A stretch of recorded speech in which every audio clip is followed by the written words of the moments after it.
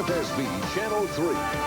Eyewitness News, Southern New England's #1 newscast with Don Lark, Janet Peckinpaugh, Hilton Kaderli weather, and Dave Smith sports. Now, Eyewitness News at 6. Oil prices are staggering as the U.S. takes a strong stand against the violence in Israel. But first, the crude oil market is volatile. Good evening. Oil prices pushed to a record $41.15 a barrel briefly. That happened early in trading on the New York Exchange. Then the price fell back to close at $38.69. That's down $1.71 from yesterday's record close.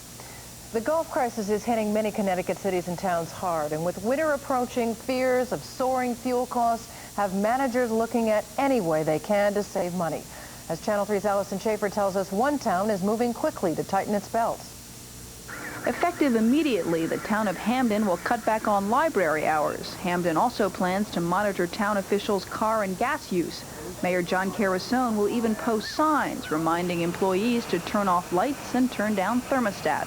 We're just awed by the increase in figures. We're probably going to be $250,000 in deficit if we don't take some action now. So this entire Middle East crisis is costing us a bundle. When Rocky Hill computed its budget back in May, town officials never dreamed they'd have to pay thousands of dollars extra just to heat town hall. And since Rocky Hill already faces a budget deficit, the jump in fuel costs really hurts. Town manager Paul Shue says some cutbacks are inevitable. Our projection is that it's bad now, and there's no reason to believe that it's going to get better in the near future. But some residents say the cost crunch will teach people to conserve. I think we should cut down. I think the nation wastes too much money on gas. People drive around too much. It's not necessary. It's still early in the fiscal year and not yet cold enough to turn up the heat. So many municipal managers say deep cutbacks in city and town services are yet to come. Higher oil and gas prices will hit cities and towns across the state, and most say their budgets are just too tight to handle the extra hundreds of thousands of dollars in costs. For example, one New London employee told me, "We anticipate serious problems later this winter." Allison Schaefer, Channel 3 Eyewitness News.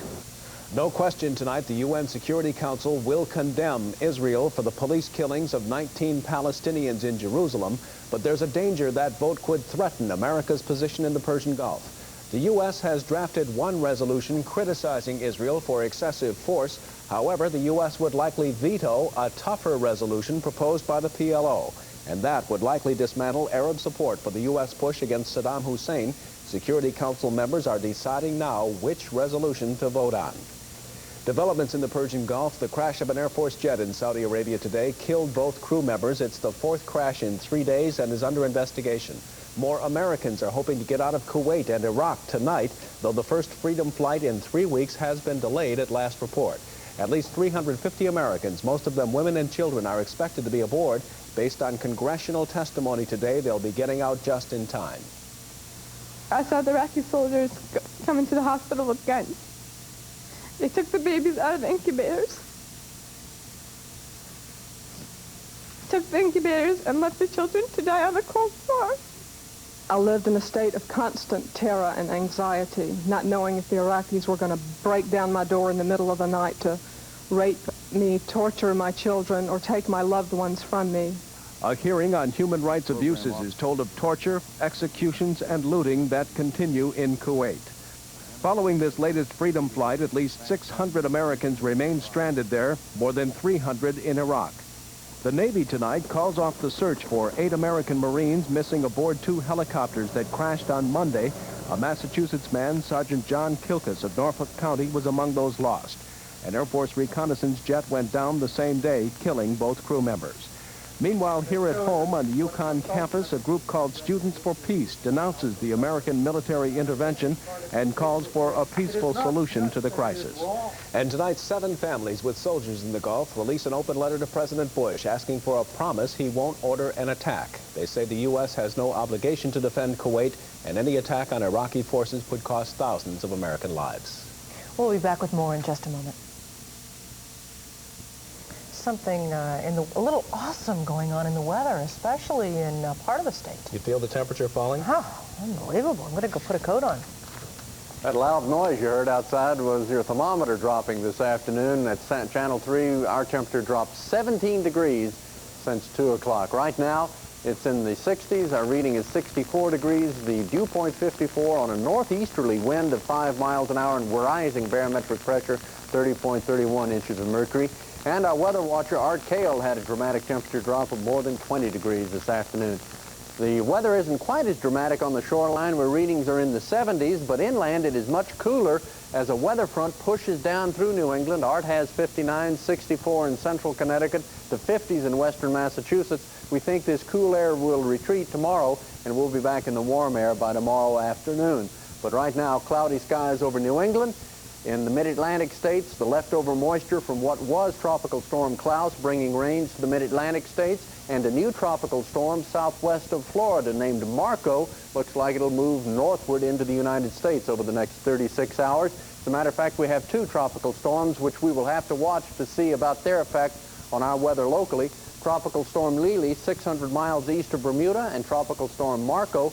Right now, the forecast calls for Marco to move north and Lily to move west over the next several days. And again, we'll watch them carefully. There is a chance both systems could affect our weather locally. Tomorrow, though, no effect from any tropical storms, just a weather front in our area stirring up the atmosphere and giving us a risk of showers. Here's your 5-day forecast, and it calls for lots of clouds during the next 5 days, with temperatures up one day and down the next. For tonight, becoming cloudy with some spotty drizzle, and temperatures in the 50s in the northern parts of our viewing areas, 60 to 65 in the southwest corner of Connecticut. Then tomorrow, morning clouds and drizzle, chance for an afternoon shower, 68 to 74, New Haven 74, and Hartford 70. Tomorrow night, mostly cloudy, scattered showers, lows 60 to 65. Then for Friday, still unsettled, mostly cloudy, chance for showers, highs near 70, and Saturday, showers still possible, highs near 70 degrees. We're going to keep the same front around for a few days. We're going to have more moisture coming in. The weather's just not going to be real bright. Real stable either. No. Thanks, Hilton. Well, Dave Smith has 6 o'clock sports coming up next. He says, mercifully, the Red Sox season has come to a close. The Oakland A's just too much, and today they had a problem with the umpires as well. We'll fill you in when we come back. Connecticut is in a recession, and it's up to a governor to do something about it. Not with handouts, but with jobs. New jobs. Example, 7,000 new jobs constructing clean water plants financed through no-interest bonds. I'll run this state like a business, not with deficits, but with New England common sense. Lowell Weicker for governor. We need him now. Well, Dave has all the details of what happened this afternoon. Shocking. Boy, all the details. It might be a month down before we collect them all on this game. Umpire Terry Cooney threw Roger Clemens out of the game in the second inning after Roger sassed him. Unbelievable. The Sox were on the brink. Their only shot at some respect here was with Roger on the hill. In the second inning, they fell behind 1-0, out at third, but a run did score. That's when it happened. Roger got into it with the umpire, and Cooney threw him out of the game. Now, Mike Adams is standing by out on the West Coast. Mike, you there? Yes, I am, Dave. Mike, your perspective from out there on the field. What happened here? Well, first of all, from where we were sitting, it was very hard to determine exactly what Clemens had done. And then it became apparent as we watched the monitor and the CBS replay that Clemens had been verbally abusing Terry Cooney for some reason that we are still not sure about. According to Clemens, he was telling the umpire that he wasn't talking to him, wasn't shaking his head at him. And generally what happens in this situation is as long as the pitcher doesn't show up the umpire, then he's not ejected from the game. In this case, Cooney took offense and immediately ejected Clemens from the game, thus taking away any possibility that the Red Sox ace would have any chance of getting the Red Sox back in this thing.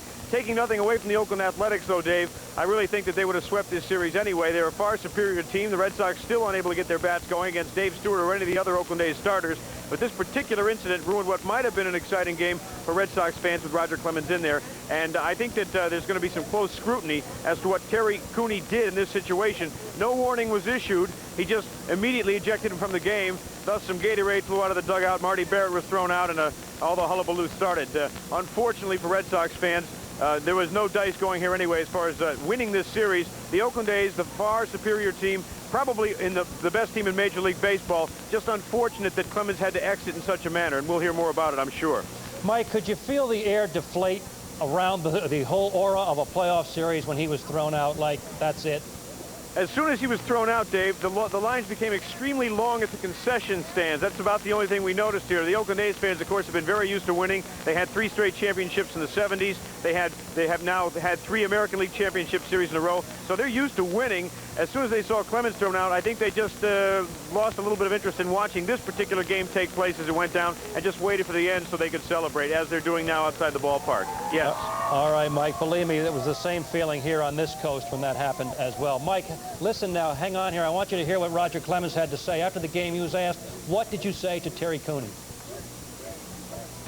Well, I walked that guy, and I was looking down and shaking my head, and basically I looked up, and he was shaking his head back at me, and I basically said, the first time, I'm not talking to you, I'm not shaking my head at you, and I was continuing to shake my head, and then I saw him gesture towards me, and I said, I'm not bleeping talking to you, I'm not shaking my head at you.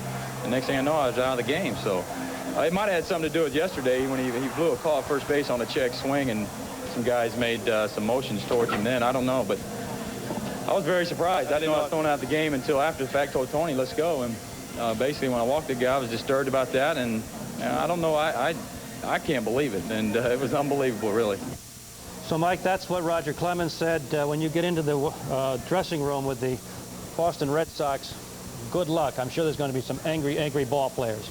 Absolutely. There's no doubt about it, Dave. All right, Mike. Thanks for your report from the West Coast. And we've got the National League tonight. Somebody's going to be playing the Oakland A's, but we kind of knew that. But this really was, they really got jobbed in this one. It really puts a cloud over. Oh, it really does. It just was a shame that the game like that had to finish up that way. Yeah, no question. All right, thank Thanks, you, Dave. And thank you for joining us at 6 o'clock once again. Have a good evening. Good night.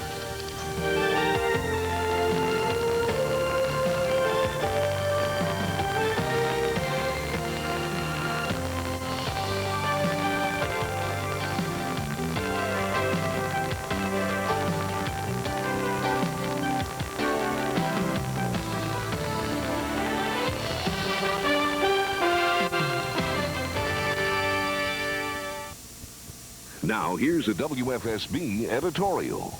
The angry reaction to Congress's long overdue attempt to pass a deficit reduction package indicates that many of us don't quite understand why this is important and why we must endure some pain in the form of higher taxes and reduced services. 2 Republican presidents and mostly Democratic majorities in Congress have been running this country on borrowed money for more than 10 years.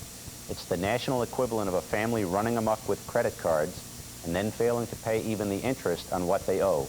The interest on the national debt this fiscal year is $168 billion. That's 14% of the entire budget. And as the cost of the savings and loan bailout increases, along with the cost of the Persian Gulf military buildup, the interest payments get bigger.